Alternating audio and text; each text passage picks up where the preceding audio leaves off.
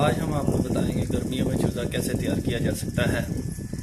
तो अगर आपने हमारा चैनल सब्सक्राइब नहीं किया तो जल्दी से इसको सब्सक्राइब कर लें और साथ बेल आइकन का बटन ज़रूर दबा दें।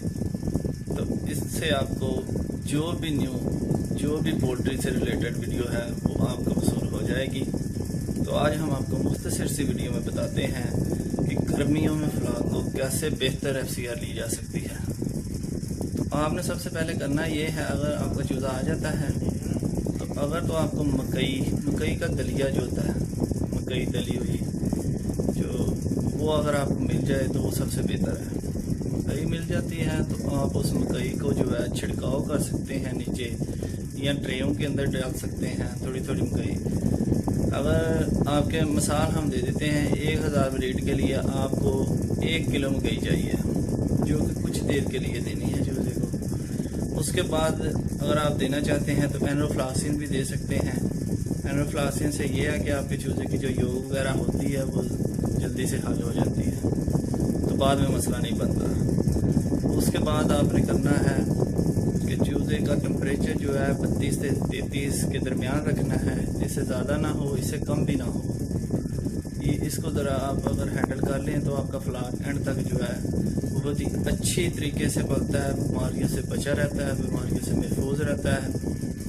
यही हम भाई हम दोस्त सब यही गलती करते हैं कि जो मेन इसका पॉइंट है कि योग का, जब हैची से चूज़ा आता है तो योग जो है वो चूज़े के अंदर होती है मौजूद। तो योग खोलने के लिए हमें 32 से 33 टेम्परेचर लाजमी है। अगर वो हो जाता है तो आप किसी किस्म की दवाई ना भी चलाएं कोई भी, तो आपका चूज़ा जो है वैसे ही योग खोली जा सकती है, वैसे ही अंदर से योग हल हो जाती है। हल होने के बाद वो बाहर आ जाती है अगर 32 से 33 टेम्परेचर हो।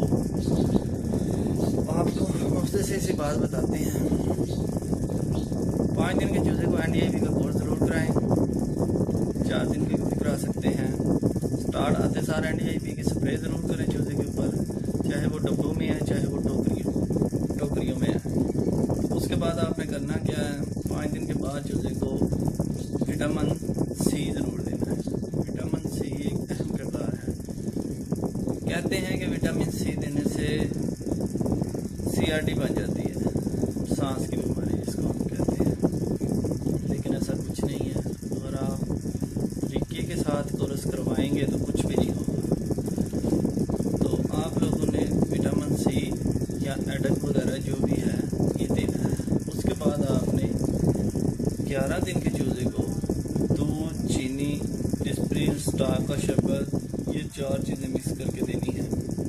क्वांटिटी आपको बता देते हैं। क्वांटिटी में आपने करना ये है, अगर आपके पास मान लें कि 1000 ब्रीड का, हम आपको सिंपल सा तरीका समझाते हैं। 1000 ब्रीड का, 1000 ब्रीड के लिए आपको 1 किलो दूध, 1 किलो चीनी और स्टार्च का जो है वो पाउंड वाली शीशी होती है 400 ml की, उसमें से आपने 200 ml जो है ना वो ले लेनी है। 10 डिस्प्रिन की गोलियां ले लेनी है, इन सबको हल कर लेना है। और 1000 ब्रीड के लिए आपने 5 किलो पानी जो है ना वो इसके अंदर मिक्स कर लेना है। इन सब चीज़ों को मिक्स करके 1 से आधे घंटा 1 घंटा तकरीबन जो है ना आपने ये चूज़ों में पानी पिलाना है। ये हम आपको 1000 चूज़े की बता रहे हैं। जैसे आपके अगर 2000 है तो वो डबल कर लें, 3000 है तो वो उस हिसाब से कर लें, जितना भी आप करना है, जितना भी आपका चूज़ा है।